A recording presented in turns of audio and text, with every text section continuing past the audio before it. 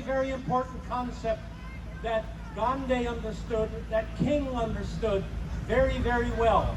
And it's the concept of civil disobedience, which must influence our body politic and must influence our laws.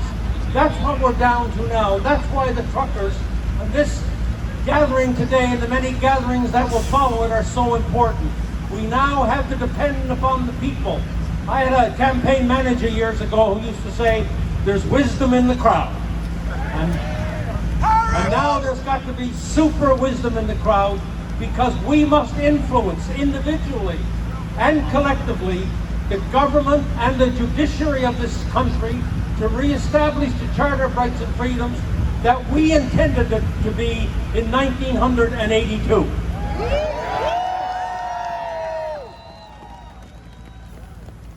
Don't forget that the Constitution is not a federal law. The Constitution is not a provincial law. The Constitution is not a little puny municipal bylaw. The Constitution is the supreme law of Canada.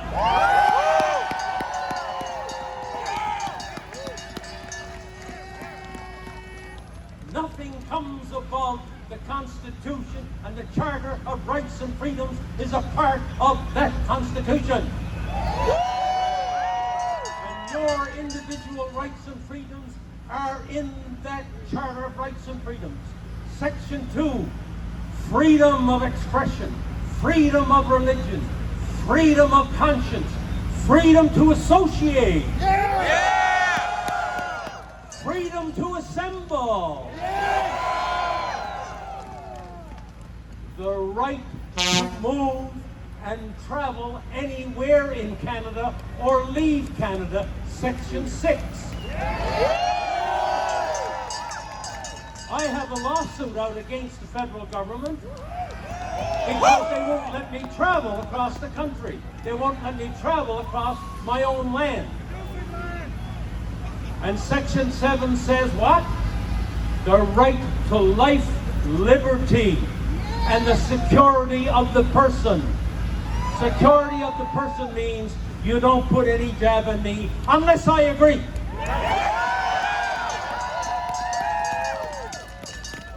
And then Section 15, oh, the glorious Section 15. Every Canadian is equal under the law. That's the Canadian in Prince Rupert. That's the Canadian in Iqaluit. That's the Canadian in Niagara, and that's the Canadian in Bonavista. We're all equal Canadians under the law. And what is happening today is that our leaders have forgotten. They're looking at the Constitution if it was just another bylaw or another program or another policy.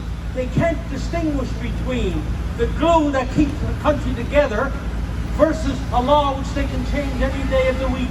They can't see the difference between a constitution and an ordinary law. That's the problem they have. I'm going to have to bring them all back to school.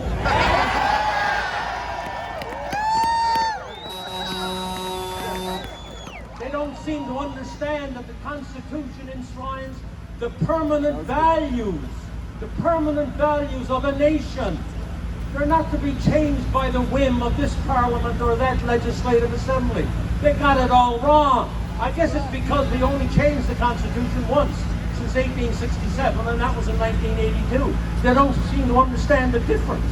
And when I explain it to people, that we're talking about something that's highly elevated, way above all of the other laws, they start to get it. They start to understand that we're talking about something completely different. That's why you're here today. That's where there's an unease in the country, because everybody knows there's something wrong.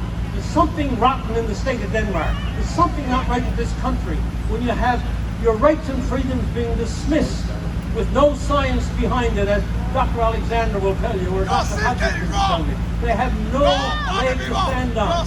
Their policies today are all on a hill of sand, which is going to erode under their feet. So what is our challenge today, and what is our challenge tomorrow as Canadians who support this cause? Our challenge is this, is that we must sustain this protest. We must sustain the civil disobedience. long after the mandates are gone, nothing has changed until we win in the courts and re-establish the Charter. It's all about the Charter.